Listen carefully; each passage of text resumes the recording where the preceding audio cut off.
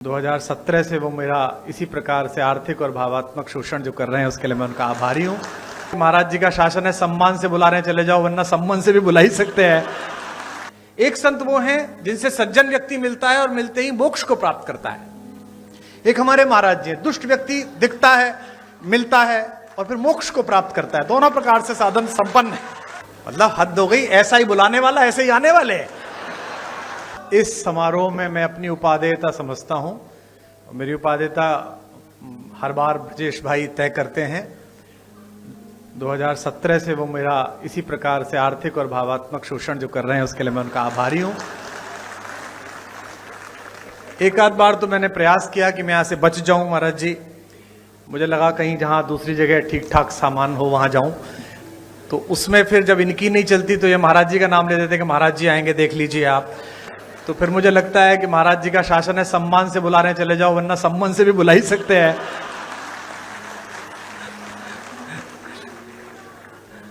हमारे मुख्यमंत्री जी पे इतनी चर्चा होती है, मैं पूरे भारत में जाता हूं, इतनी चर्चा होती है।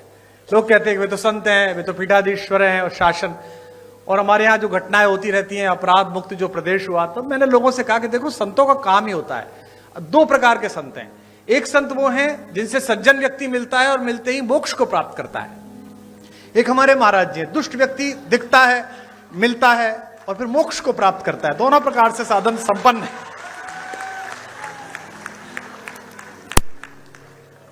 और आवश्यक भी है, क्या करें, देश ऐसी स्थिति में आ गया है। पहले डॉक्टर्स RX लिखते थे, वो RDX लिखने लगे हैं, क्या करेंगे आप। तो ऐसे समय में तो बहुत आवश्यक है। आदरणीय रक्षा मंत्री जी ने बड़ा उल्लेख किया। मेरा सौभाग्य रहा कि अटल जी की कृपा, उनका स्नेह मुझ पर भी रहा, और वो लगातार अपने घर पर एक गोष्ठी करते थे जिसमें रक्षा मंत्री जी की उपस्थिति होती थी, आदरणीय दिनेश भैया की उपस्थिति होती थी।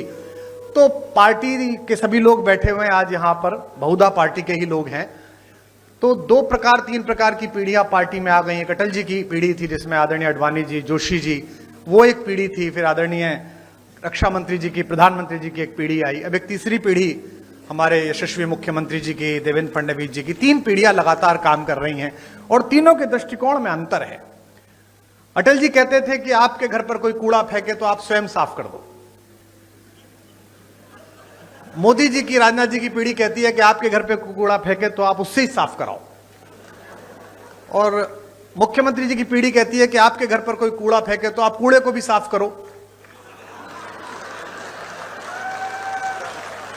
आप में से कुछ कम लोग समझे, इसके लिए मैं आपका आभारी हूं। समय की मर्यादा है, सीमा है। मैं केवल एक कविता सुनाऊंगा, चूंकि आदरणीय मुख्यमंत्री जी को जाना है और वे बहुत व्यस्तता उनके बीच है, समय है। अटल जी जैसे लोग किसी देश में शताब्दी में एक होते हैं। जैसा राजनाथ जी ने कहा, आदरणीय रक्षा मंत्री जी ने, कि पद बड़ा हो जाना महत्वपूर्ण नहीं है, कद बड़ा हो जाना महत्वपूर्ण है। और मैंने स्वयं देखा, हम लोग BA की पहली साल में पढ़ते थे। हमारे यहाँ के एक यशस्वी पत्रकार थे शिव कुमार गोयल जी, आदरणीय राजनाथ जी उनसे परिचित थे। अटल जी उनके साथ वंदे मातरम में संपादक थे, वे सह संपादक रहे थे। हमने एक कवि सम्मेलन कराया, एक कार्यक्रम कराया, सृजन महोत्सव, और हमने उनसे कहा कि अटल जी को बुलवा दीजिए। अटल जी उस समय विपक्ष में थे, उस बार चुनाव नहीं जीत पाए थे।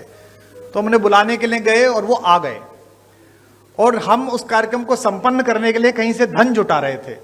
तो नगर के एक उद्योगपति जो साड़ी का काम करते थे, उस जमाने में हम उनसे 501 रुपया लेके आए। तो जो 501 जिसने दिया था, उसने कहा कि मैं भाषण दूंगा। ये बड़ा संकट का काम था, लेकिन अब वो 501 दे रहा था तो भाषण दिलाना था।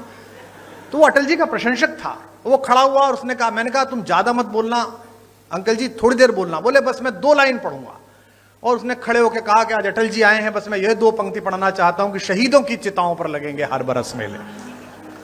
वो अटल जी के लिए कह रहा। अटल जी बहुत ठहाका मार के हंसे, लेकिन उस आदमी के संकोच को जो पूरा मंच से घूर रहा था, उसने ठहाके से दूर किया। और जब भी मैं उनसे मिलने के लिए जाता था, दर्शन के लिए मिलने जाता था, प्रणाम करते थे, उन्हें बाप जी कहते थे, तो वो अक्सर पूछते थे, अरे भाई उनके क्या हाल है जिन्होंने मुझे जीवित शहीद बनाया था, वे कैसे हैं। तो वह बड़ा कद होना कि आप किसी बात का बुरा ना मानो, आप सदाशयता से लो।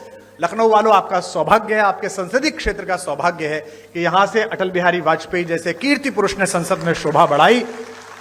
और आज मुझे अपनी तालियों के बीच यह कहने की अनुमति भी दें कि अगर एक राजनीतिक विचार का विश्वविद्यालय है अटल बिहारी वाजपेयी, तो इस समय भारतीय राजनीति में उनके सच्चे प्रतिनिधि आपके इस समय के सांसद हैं, जो उसके कुलपति हो सकते हैं, जो आदरणीय रक्षा मंत्री जी हैं।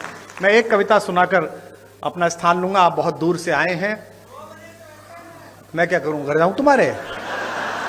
हाँ? मतलब हद हो गई, ऐसा ही बुलाने वाला ऐसे ही आने वाले। इतने बड़े बड़े भाषण सुनता हूं। आज बजट का भाषण में सुन रहा था मुख्यमंत्री जी का, बजट में ये हुआ, बजट में ये हुआ। मैं पूरा भाषण इस चक्कर में ही सुन गया कि इस बार बजट में हमने ब्रजेश पाठक को पैसे दिए कि कुमार विश्वास को दिया करो। लाइन ही नहीं आई वो वाली, बाकी सब आई, एक लाइन नहीं आई। उसके बाद मैंने बंद कर दिया, मैंने कहा अब खत्म है, अब चलो, अब जब मिलना ही नहीं है। अगर आप ये वीडियो YouTube पर देख रहे हैं तो हमारे चैनल को सब्सक्राइब कर बेल आइकन दबाएं, और Facebook पर देख रहे हैं तो हमारे पेज को लाइक करें।